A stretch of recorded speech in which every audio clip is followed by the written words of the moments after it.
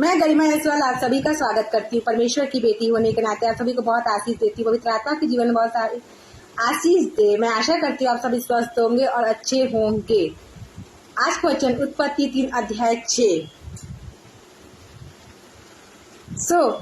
जब स्त्री ने देखा कि उस वृक्ष का फल खाने में अच्छा और देखने में मन भावन और बुद्धि देने के लिए चाहने योग्य भी है, तब उसने उसमें से तोड़कर खाया और अपने पति को भी दिया और उसने भी खाया। यह पद इतिहास का वह पद है जब पाप ने मानव जाति के जीवन में प्रवेश किया, जहाँ सिर्फ एक फल खाने की बात नहीं है। यह इंसान की इच्छा, स्वतंत्रता, निर्णय और परमेश्वर की आज्ञा की अवहेलना का क्षण है।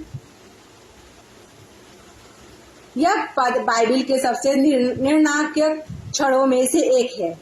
एक निर्णय से दुनिया में पाप, मृत्यु, श्रम और परमेश्वर के अलगाव आया। पाप कोई अचानक होने वाली चीज नहीं होती, यह धीरे धीरे मन में आकार लेती है। स्त्री का देखना लालसा की शुरुआत हुई। स्त्री ने देखा कि उस वृक्ष का फल खाने में अच्छा, शारीरिक लालसा है, देखने में मन भाखों की लालसा है, बुद्धि देने योग्य अहंकार की लालसा है।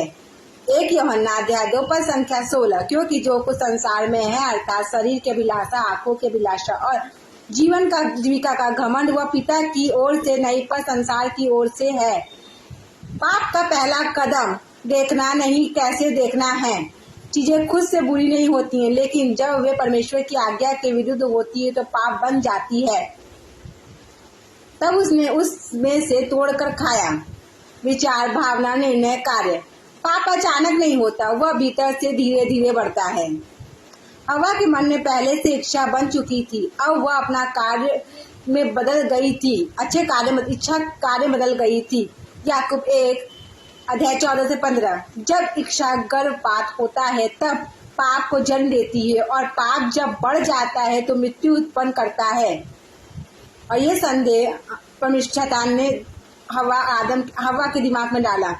हमें पाप को रोकना है इच्छा के स्तर पर, ना कि फल टूटने के समय। और अपने पिता को भी दिया और उसने अपने पति को भी दिया, उसने भी खाया। पाप हमेशा अकेला नहीं रखता, वो दूसरों तक भी फैलता है। आदम को भी वही फल खाने को दिया गया, शायद उसने पूछा भी नहीं। आदम परमेश्वर से सीधे आदेश पा चुका था, फिर भी वह चुप रहा। यह नैतिकता में विफलता है।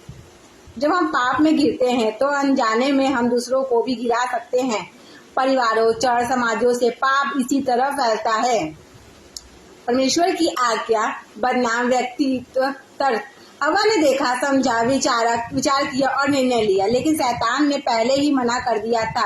उन्होंने सोचा तो सोचने को आज्ञा पर वचन अध्याय 3 पद संख्या 5। तू अपनी समझ का सहारा ना लेना।